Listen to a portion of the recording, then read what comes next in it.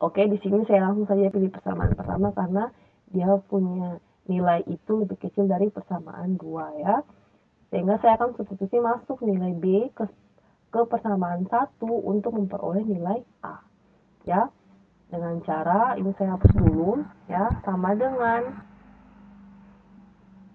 12 ya, yang ini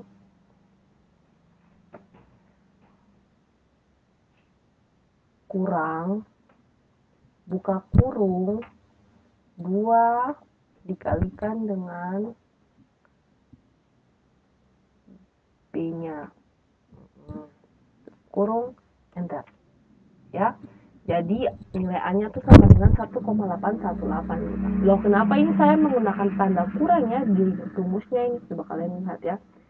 Karena di sini kan plus. Yang ini plus nih. Nah, untuk memperoleh nilai A, maka kita harus pindahkan yang B ya, atau hasil dari 2 kali B atau 2 kali 5,09 ini ke ruas kiri. Nah, kalau pindahkan maka yang tadinya dia positif, kalau pindahkan maka dia akan berubah menjadi negatif, sehingga saya menggunakan tanda kurang. Seperti itu ya. Oke.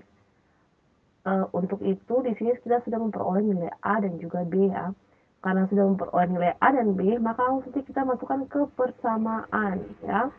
Persamaannya yang mana?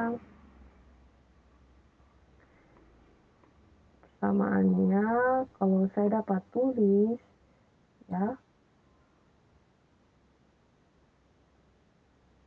Y, saya tulis di sini saja, Y aksen atau Y topi itu, ini saya singkatnya Y aksen aja ya, sama dengan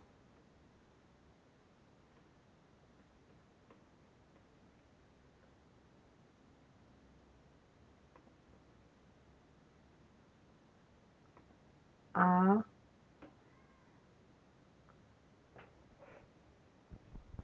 tambah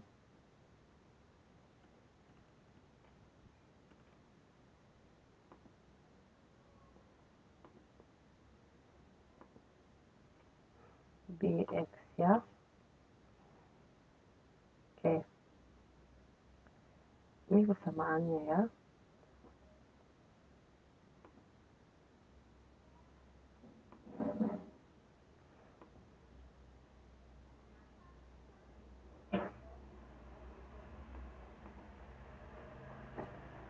Oke. Nah, kalau kita sudah mempunyai persamaannya ini, kita bisa langsung melakukan peramalan di sini. Ya. Nah, sebelum melakukan peramalan, sebagai dasar proses perhitungan kita harus melakukan uji dulu apakah tahun yang kita pilih itu dia sudah sama tidak ketika kita menghitung lagi menggunakan persamaan linear kita, apakah yang di tahun ini untuk 2005 itu hasilnya sama dengan 12, apakah nantinya juga sama dengan hasil proses peramalan kita, tidak, yaitu harus juga 12 karena ini merupakan tahun yang kita pilih ya, hasilnya itu harus sama. Kalau misalkan hasilnya beda, otomatis dalam proses perhitungan kita ada kekeliruan seperti itu. Maka saya uji dulu ya dengan ini, berarti saya mau cari dia punya Y ramalan atau Y topinya nih. Berarti sama dengan A ya tambah, di sini kalau kan nanti kita langsung tarik dia, maka kita tambahkan dolar saja supaya dia tidak bergerak seperti itu.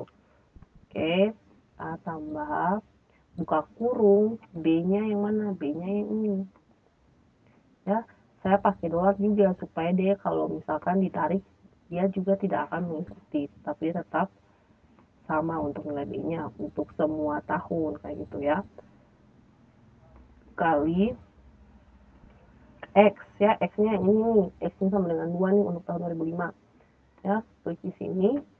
Nah, X-nya tuh saya tidak menggunakan dolar ya, karena untuk X-nya tuh nanti dia akan berjalan mengikuti tahun ya. Misalkan untuk 2006 maka X-nya 3, 2007 X-nya 4 dan seterusnya seperti itu ya. Dan saya enter. Nah, hasilnya sama dengan 12 ya. otomatis kita punya persamaan sudah benar. Seperti itu ya. Ini di copy aja langsung nih rumusnya nih. Entah. Kalau mau satu angka belakang koma boleh, atau 2 juga boleh, kayak gitu ya. Ini ya, jadi dia sama aja, tapi X-nya yang beda, kayak gitu.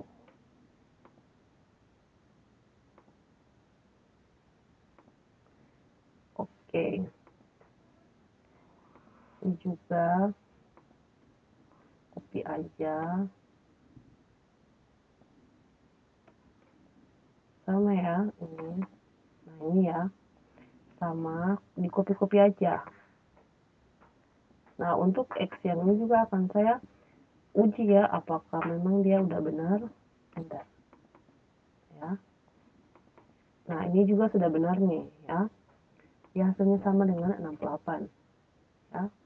Sama dengan hasil sebenarnya ya, yang ini. Nah, ini tinggal saya copy lagi.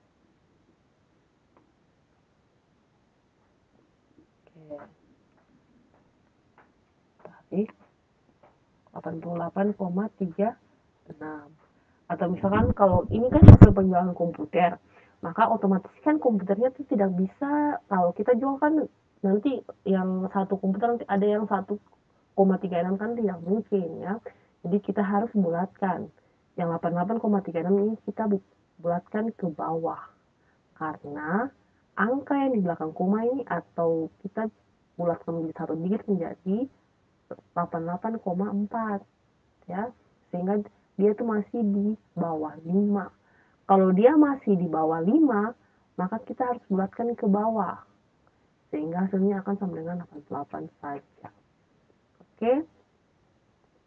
Itu hasil penjualan untuk tahun 2020. Hasil peramalan ya, bukan hasil sebenarnya, ini masih hasil peramalan.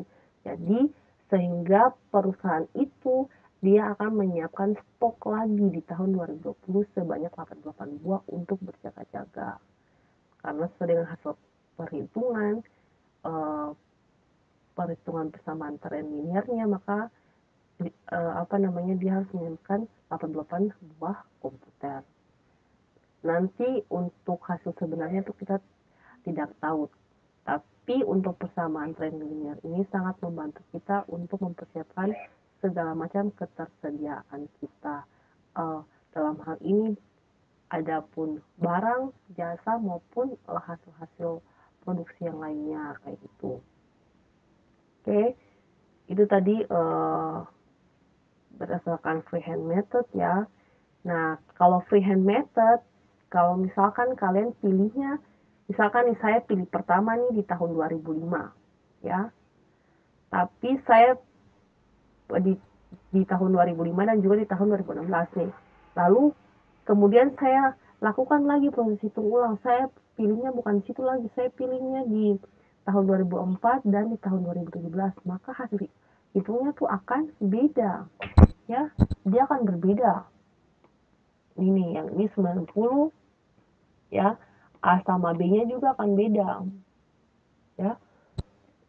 Jadi kesimpulan dari freehand method itu, jika kalian yang pilih ataupun hasil dari proses hitung persamaan tren dengan menggunakan freehand method itu sangat banyak